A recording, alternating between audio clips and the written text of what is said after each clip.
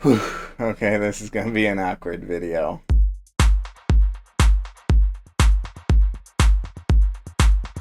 Hello everyone, welcome back to the channel. Thanks for checking it out if you're new. I'm here with another book review. Today I am reviewing Fourth Wing by Rebecca Yarros. Yes, the dragon book. If you're not familiar with the book, it's part of what is being called the new adult genre, in which they're kind of like YA novels, but they have spicy content, so to say. And so basically, in this version, it is divergent, basically. It's set in a fantasy world in which there are dragon riders, and the dragon riders are the toughest, meanest bunch of the group, you know. Basically, I picked up this book because of TikTok, because I was feeling a little FOMO, you know, fear of missing out. Because all the TikTok girlies, all the book talk girlies were going crazy over what is the new one? Oh, it's Onyx Storm. And so, yeah, I saw the people going crazy over Onyx Storm, and I was like, okay, I know this book is probably not for me, but let's give it a try. So the way I'm going to structure this book review is a new format I'm going to approach to all of my book reviews from now on, and that's we're going to talk about the good, the bad, and the spoilers. So you'll know when to leave if you don't want to know anything before you check the book out yourself. Okay, so a bit of backstory with this book. Like I said, this is Fourth Wing, written by Rebecca Yarros. This is a fantasy setting in which we go to a magical school where children learn how to become dragon riders.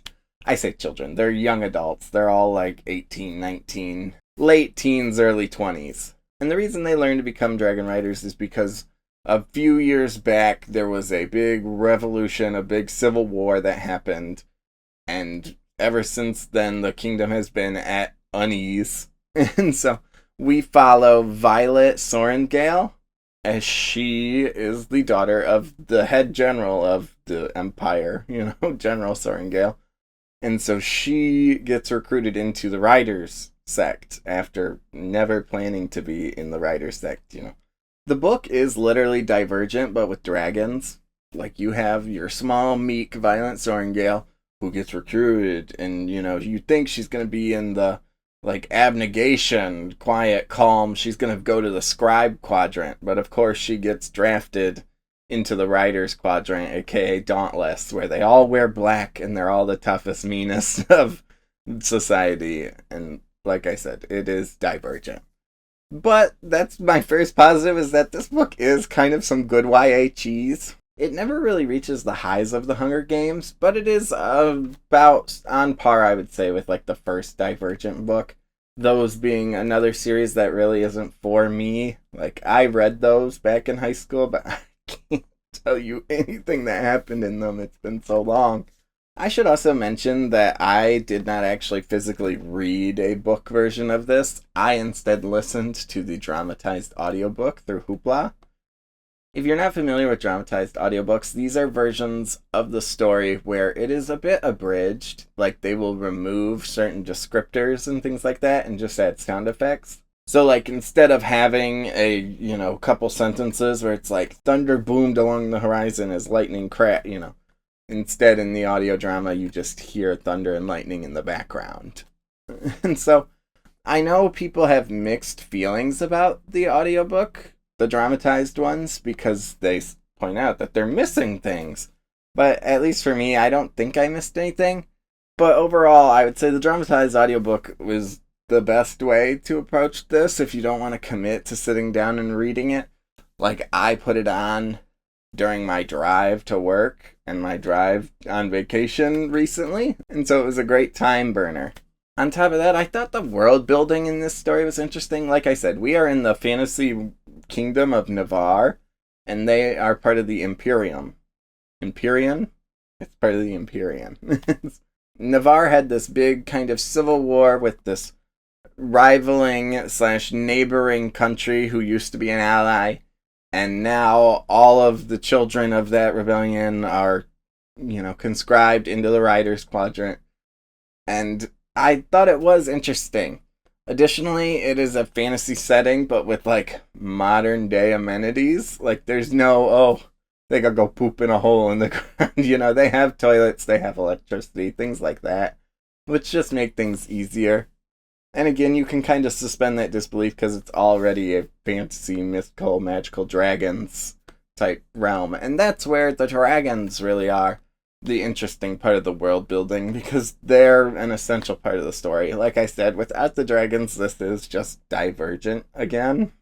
And so I think the dragons are really cool, the way that riders have to bond with their dragons, and when you bond with your dragon, you get superpowers. The superpowers are very surface level, but they are interesting.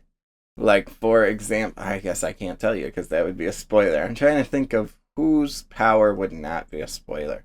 I guess I can just say something and you'll never know who it is. But, for example, there's a character who can control shadows and, like, literally creates tendrils out of shadows.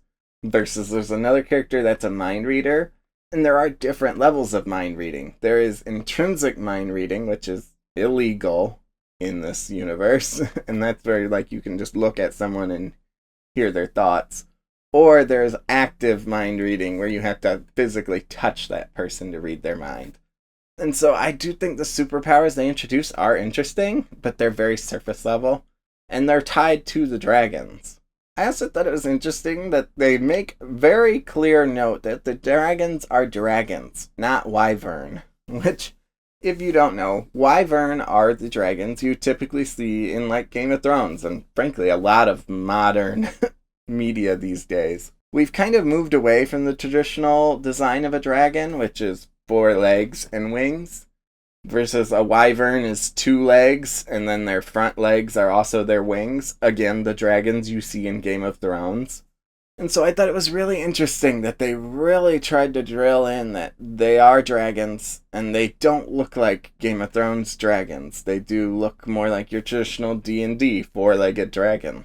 I also thought it was interesting they took a very realistic approach to riding dragons. Like, for example, all of the characters wear, like, aviation goggles while they're riding their dragons. And I know people on TikTok talk about how silly it would look and things like that, but it makes sense, because frankly, every time you watch Game of Thrones and Daenerys gets off her dragon with her perfect, untouched hair and her outfit fully intact, it is like, that dragon's flying at like 400 miles an hour. How are you still? How is your hair still perfect? And so I did like that this universe, like I said, it's like fantasy, but it does have the grounded real stuff where, like I said, they have just toilets and light bulbs, and yeah, they have to wear gear and tie their hair up and wear goggles to be able to see while flying that fast. Additionally, while definitely not for me, like, this is the first, like, spicy book I've ever read, and I can definitely say I don't think they're for me, but all of the spicy content is very consensual in this story, which I found very interesting, frankly, because fantasy especially loves to just go too far, frankly. Like Game of Thrones, House of the Dragon, all of it, they love throwing in SA all over the place. And so it was kind of nice to see that every spicy scene in this story was consensual. At least in this first one. I don't want to put that out there, and then it's like, oh, don't worry, in the next one, oh boy. Also, the ending. I really liked the ending of the book. Like, frankly, if I'm going to be truthful, I went back and forth. And, like, this book was almost junk food for me, where it was like, I know it's not very well written, and it's not the best book I could be reading right now. But at the same time, I was kind of interested in the dragons and the war of it all. And there is a mystery of, like, what is going on, because the Empyrean is not being truthful about what's happening with the dragons and the borders and things like that. And so I did find that stuff interesting, but a lot of the book is very meandering and not very well written, and that's where my final positive I have is that the ending is really cool. It is a big action sequence that we finally get to see the dragons and their riders, like, at their full potential. And I really enjoyed it without spoiling anything that happens in it or how that fight even ends. So, again, I found the ending very intriguing. That almost makes me want to pick up the second book. Okay, so now we have to get into what I didn't like about this book. My first real beef with this book is, like I said, it's supposed to be that new adult genre where it's YA, but it's, smutty. And frankly, Violet is written to sound like an edgy 20-year-old, and it just gives you the ick, because it's like, people don't really talk like this, do they? Like, I mean, I guess some people do. Literally, if you read the book or you listen to the audio drama, take a shot every time Violet says fuck or swears. You will die of alcohol poisoning in chapter 1. Like, it does get frankly ridiculous. And I'm not going to pretend like I'm not a foul-mouthed person who swears all the time. But it did feel very over the top, where she did just constantly, oh my fucking foot, and oh my fucking boot, and what the is that, and oh my. And it was just like, okay, please, for the love of God, don't say fuck one more time. This video's gonna get demonetized before it's even monetized, because I just said the F word so many times. And so with that, I also, like I said, the book isn't exactly Shakespeare or George R. R. Martin. Like, that's where, like I said, Game of Thrones is obviously... Game of Thrones and Tolkien are probably your peak fantasy. These are not... This book is not George R. R. Martin or Tolkien. This is a much more simplified, stripped-down version, which, like I said, can be fun. If you're not looking for this deep philosophical piece like Tolkien or George R. R. Martin, this book is a nice little fantasy escape. But it's written like a first draft at times. So, for example, there will be things that are repetitive or redundant. Like, there will be a sentence that is, oh, Violet looked back to make sure that he was still behind her, following her backside, as well as, you're like, you can just say, she looked behind her. Behind, back, backside, they're all the same. They all imply the same meaning. You don't have to repeat several more words that mean the same thing. And so there's things like that kind of slipped by that I question the editing process of this book. Oh, wrapping back to that Violet swearing, I'm also just going to bring up the anachronistic dialogue. This, if you're not familiar with that term, means that it's dialogue it's basically using modern day dialogue in like a medieval or fantasy setting. So, they all use terms like what's up and woke and certified freak and oh, that's lit. And you're like, oh, God. Again, that, like, written to sound like an edgy 20-year-old where you, like I said, there's literally a segment where someone references one of the villains as a certified freak. And I was, oh, no, ooh. On top of that, this book is way too horny. Like, I'm aware that it is a new adult romantasy, smut book. But it's just so much at times, especially because, like I said, frankly, this is just Divergent. If you removed all the references to penis and boobs, it would just be Divergent with dragons. Like, it could be something that would be sitting in a high school library. But, of course, we have to shove in all the horny stuff and all the smutty stuff, and that makes it like an R-rated book. Like, there are over-the-top descriptions of all characters. And when I tell you all characters, I mean every character. And it's like, okay, why are we describing the professor's, like, bulge right now? I don't know if you're trying to appeal to everyone. Like, anybody's preferences or emotions in this book. But, yeah, I don't need to know about every single person's boobs or penises. And there are, of course, horny things, like, of course, all the men train without their shirts off. And it's explained by, like, oh, because they don't want to be caught. They don't want their shirts to be caught on other equipment and things like that. But, I mean, the girls all still wear their shirts. So it is, like, that's kind of redundant when you say, oh, but all the men take them off so they don't get their shirts caught. Sorry, ladies. On top of that, there's literally a sequence where Violet is spying on, like, an illegal separatist meeting where she has discovered potential treason in the kingdom.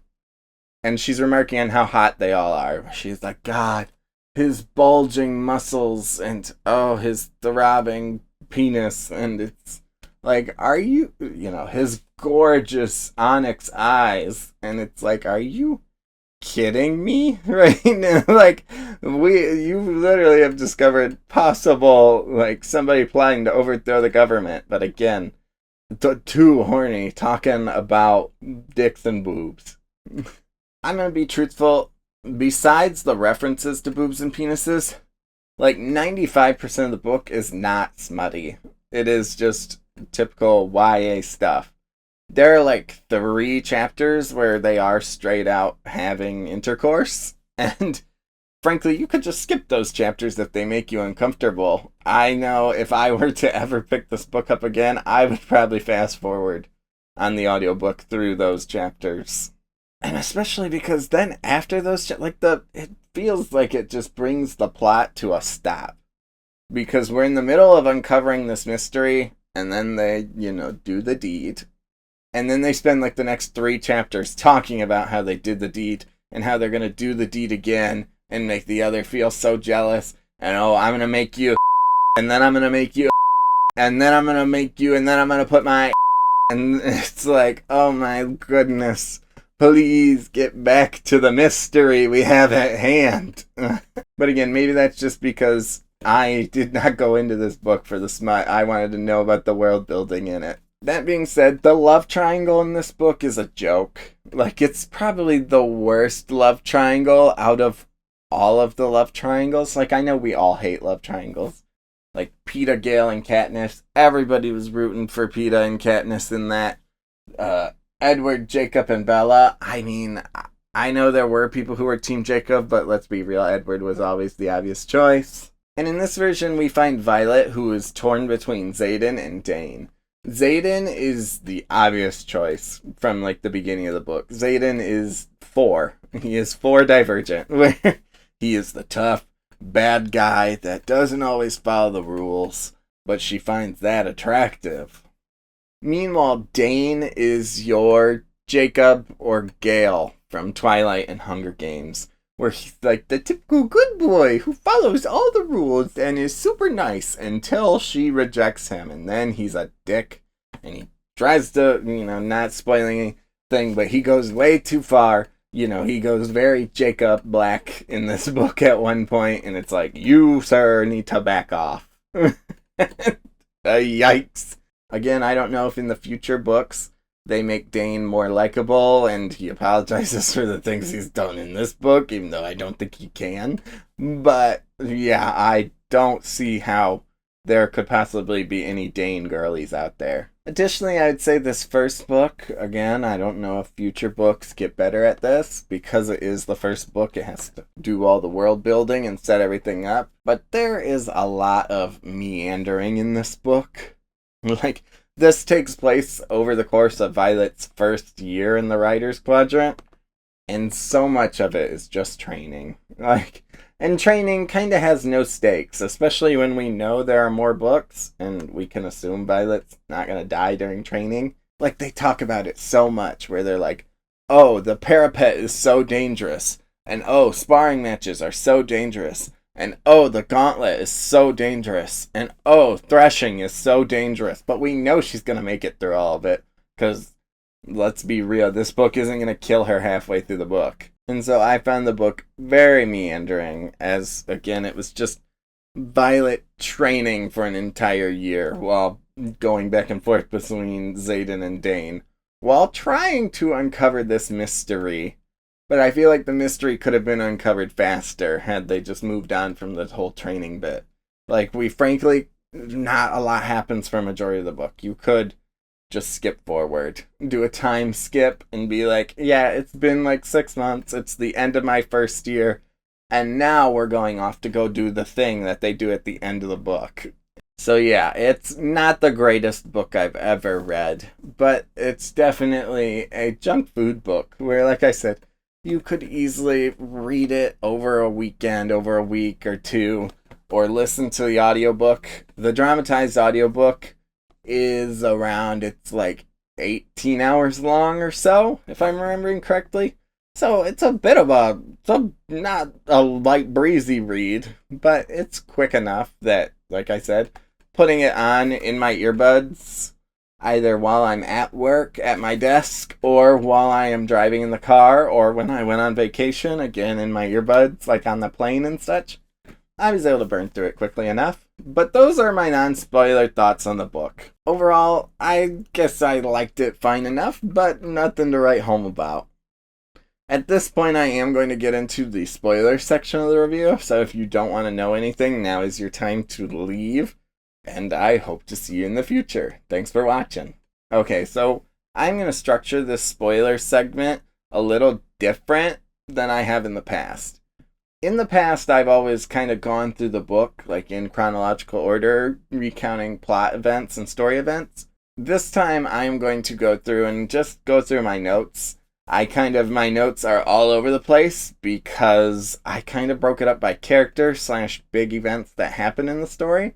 So starting with Violet. Violet is our main character, Violet Sorrengail, and she is the daughter of General Sorrengail, her mother. Her father was a scribe. And Violet is your meek, quiet little, I'm quiet and I'm sensitive. She does have a chronic illness that makes like the joints in her bones weaker and more breakable, which is why she was always expected to grow into the scribe quadrant like her father was. And frankly, I thought it was nice representation. I don't really think they go through anything, but I believe if I read somewhere correctly that Rebecca Yarros suffers from this real life affliction as well, and that's why she added it to Violet's character, which I guess is nice. And Violet's sister Mary is a writer, while her brother Brennan is dead, killed back in the rebellion in the Civil War.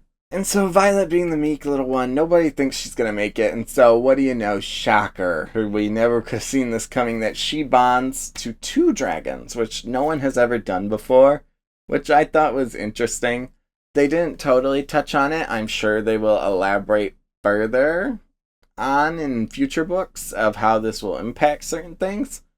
But she bonds to both the largest dragon in the kingdom, Terran, and the smallest dragon in the kingdom, Andarna. Terran is the biggest dragon. He is black, and he comes with the signet power of lightning. Those are those superpowers I mentioned earlier if you haven't read the book but are listening to the spoiler section. And again, I really like the superpowers in here. I really like that his ability isn't as exciting as Andarna's, because Andarna has the ability to freeze time, which is a super rare ability in the kingdom that Violet has to keep a secret because Xaden's like, the government's going to try to control you and they're going to recruit you to the government and all of that if they know you can freeze time. I also really liked the way they described the time freeze in this, in that it literally is, it's almost just like Violet is moving in like how a movie depicts like the Quicksilver sequence in Days of Future Past, where Violet is moving around and like she'll go, push a sword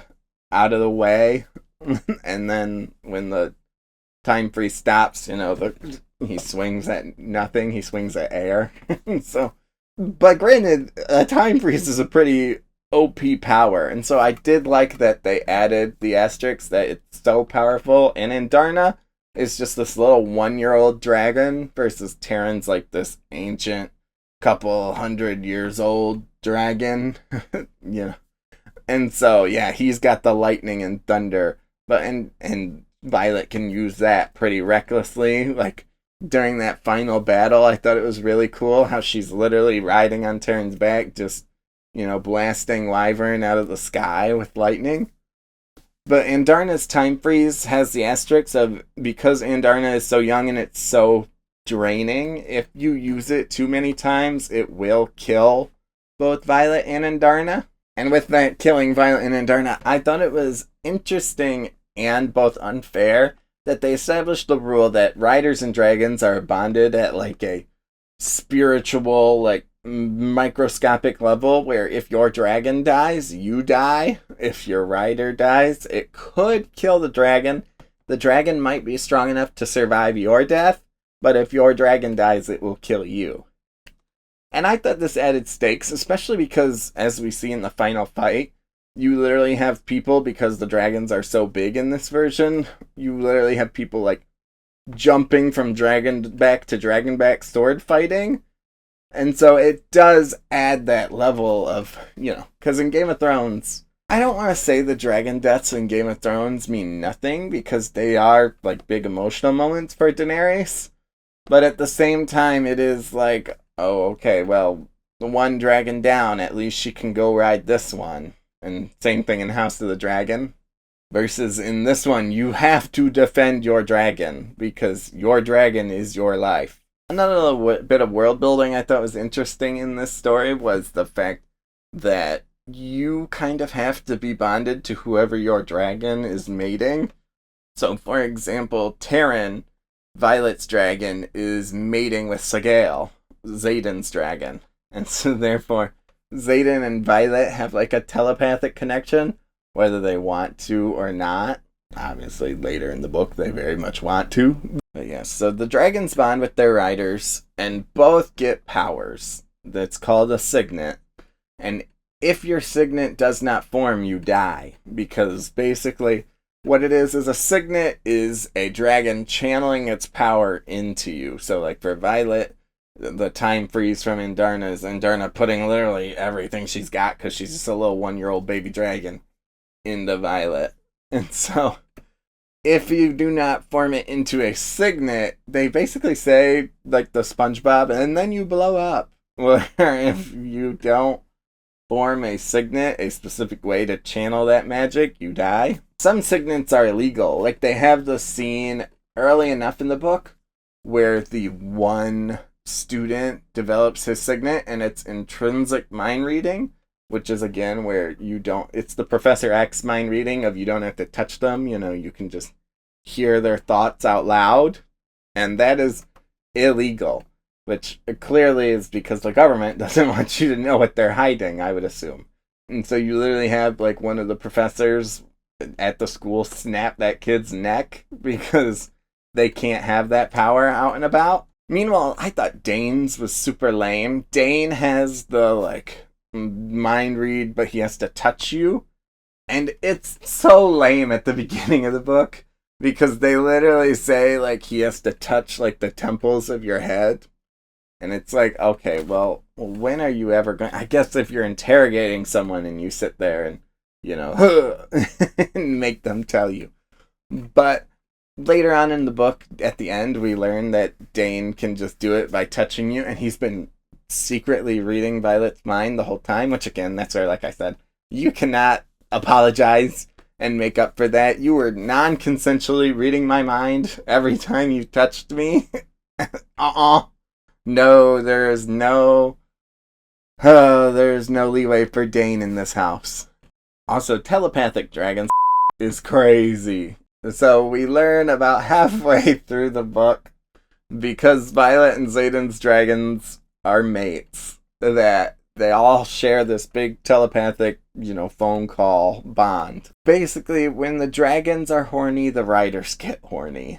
Which, again, that's part of the whole making it a smut book. You would just not have that if this was actually meant for, like, teenagers. But that is one of those very consensual scenes where, like I said, Violet approaches Xaden all horny because Taryn and Sagael are and she approaches Xaden all horny, and at first they start to kind of get into it, and then Xaden stops her and is like, no, you know, you are not trying to me because you want to me.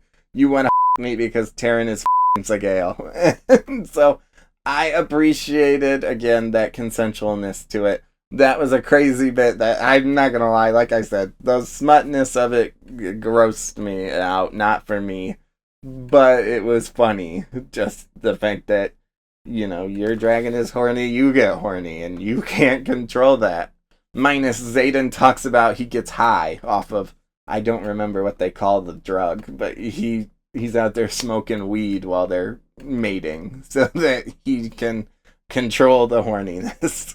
I go back and forth on the dragons talking in this book. Obviously, things like in Game of Thrones, the dragons don't talk, but there is that, like, unspoken bond between Daenerys and her dragons, or any of the Targaryens in House of the Dragon and their dragons. But for them to just outright talk was nice. I mean, it adds an additional level, especially because they can talk no matter where they are. Like, they are always telepathically linked. And so there are moments where Taryn comments on the way Violet is doing something in class where he's like, you're doing it wrong. And it's just funny. Those moments did get a chuckle out of me when he interjects in scenes he's not even part of. But because he can read her mind and always, see what she sees, he's just watching her do her homework and yelling at her for doing it wrong. And we learn very early in the book that black dragons are the rarest. So being someone who has read any book ever knew immediately, okay, well, Violet is going to bond with a black dragon because they just told us in class that black dragons are the rarest and there's only one Taryn out there on the training grounds. And so who does Violet bond with but Taryn after she rescues Andarna? Because Andarna is this little golden baby dragon that a bunch of bullies plan to kill because you can't control when a dragon bonds to you. If a dragon chooses to bond with you, you don't get that. Like, you have to bond with the dragon or they'll incinerate you. So these bullies go out into the woods and they're like, we'll make sure that that stupid little baby dragon doesn't bond to anyone by killing it, which is illegal. And so Violet goes out to stop them, and then Taryn joins her, and that's how she earns Taryn's respect, and he bonds with her as well as Andarna bonds with her. And we learn it's because Andarna is kind of the adopted child of Sigale and Taryn. I'll be curious if we get a little bit more about Andarna in future books because she's so powerful. And at the end of the book, we don't see her because Violet is like in her coma and it's from Xaden's point of view. But Xaden remarks that she has gotten huge by the end of the book. So, I mean, it's only like a 3-day time jump at the end of the book. So how could she have grown so much in just 3 days when she doesn't really grow at all over the year that the book takes place in? And additionally, like I said, I didn't love that this book is basically just the school year. Like, I guess you can say Harry Potter was that same format of the first year is basically a normal school year, but there's Voldemort things going on, and then in later books we get into the full-on wizard war. And here it's basically all trainings as Violet drugs sparring opponents, though she does not try to kill anyone. She's drugging them to make them slow at sparring so she can beat them, as well as they have the gauntlet, which is basically Wipeout. Again, it's very fun to watch everyone on TikTok post like, oh, this is what I envision the gauntlet as. If anything, I thought the one that was most interesting was the treasure hunt, which is basically all the professors put all the valuables of the academy into certain rooms, certain areas that are locked or guarded by dragons, and they're like, okay, the team that brings back the most impressive item wins. And so that's where Violet, they break into her mother's office and steal the war map, which is how then they start to learn about the venom and things that are going on behind the scenes. I'm also going to take a moment here to just talk about Dane and how much Dane sucks. Dane is a rule follower, like I said, and he is gross. He is like Gale in the Hunger Games and Jacob in Twilight, where he almost has this ownership over Violet, where Violet starts to catch feelings for Xaden, and he's like, no, you do not. You do not have feelings for him. He is dangerous. You are supposed to, me, we've been friends forever. I love you, Violet, me. And it's like, gosh, she said no. And so I found him just really gross. Especially because, like I said, we learn at the end of the book that he's been secretly reading her mind every time he touches her. And, ugh, disgusting. On top of that, he literally, halfway through the book, this is when we learn about Violet's time freeze, but halfway through the book, Violet is almost assassinated by a group of rogue classmates, and one of them is friends with Dane, and as they're about to be executed, Dane is literally begging Violet, please, spare them, let me read your mind, and he literally goes to grab her head, because, everybody thinks he has to do this. He goes to grab her head to read her mind to prove that person's innocence. And, Violet pulls her knife on him and, don't you fucking dare read my mind. And, yeah, Dane is so unlikable and so disgusting. Frankly, now that I'm saying all this, I wouldn't be surprised if Dane is actually the antagonist and or villain of future books.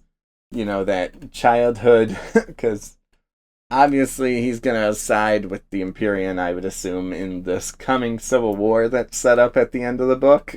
So, especially because he's been mind reading Violet this whole time. So now I say that, I wouldn't be surprised if instead of it being a love triangle, it is just Dane is the villain. But on the other half of that love triangle is Xaden Ryerson, and he is a child of the rebellion. You know, he is a marked one. The marked ones are the children of the rebellion who got to live because they weren't directly involved in the fight. However, they've all been like branded with a dragon tattoo that shows that they are children of the rebellion. They are referred to everyone as the marked ones. And so Xaden is your bad boy. And he controls shadows for his signet. And I thought his shadow powers were really cool. Like, he can basically use shadows however he wants. Like, he can use them as tendrils. At one point, he, like, makes a shield over himself from Dragonfire.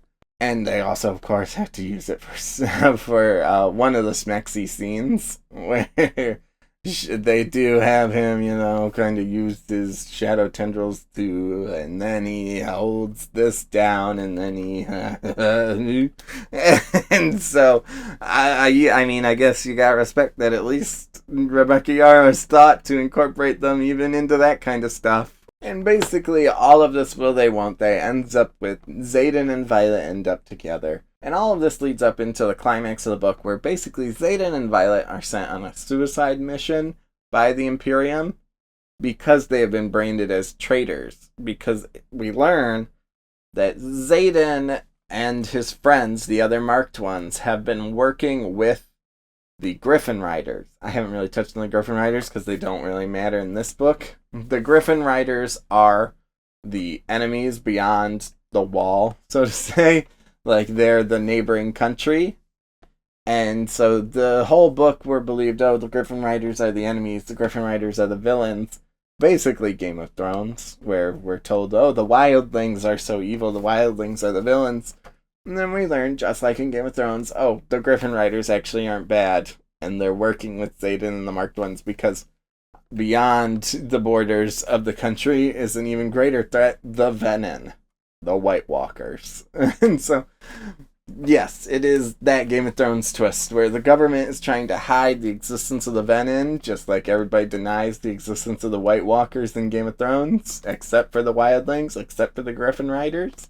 And this is where I knew this was coming because obviously, again, this book isn't exactly the most deeply or well-written mystery. You have Violet's father leave her a book about Venin, and in the book is a note, like, saying, hey, this is very important. In the whole book, Violet's like, why did he leave me a book about Venin saying it's important? And you're like, because clearly the Venin are real, Violet. And so Venin are magic wielders who are not bonded to dragons and instead are corrupted by dark magic. And they create Wyvern, which, like I said, are the abominations in this universe. The dragons literally refer to the Wyvern as abominations. But the Wyvern are the two-legged, with their front paws on their wings, creatures. And the Venin ride the Wyvern into battle. I also thought it was an interesting remark that the Wyvern breathe blue fire. Scientifically, blue fire is hotter than your typical orange or red fire. So again, I'll be curious if we'll ever have some kind of moment where a Wyvern overpowers a dragon, which we do get actually at the end of this. Because at the end of the book, we do get Liam, who is Xaden's adopted foster brother. Liam is killed because his dragon is killed by Wyvern. And like we said, even though Liam is totally safe, like, it did kind of add stakes, like I said, to the fight. Because there's that one point where Liam falls off his dragon and, you know, Violet catches him on the back of Terran. And it's like, okay, Liam's safe. But then his dragon goes down. And so then Liam, who's literally sitting there with Violet, just kind of starts to die. And I felt like it was so unfair. But at the same time, I mean, I gotta respect it. The Venin, though, are the opposite of the White Walkers, where, like, normal swords and blades don't work on the White Walkers. Instead, the venom cannot be killed by dragon fire. They can only be killed by a bladed weapon.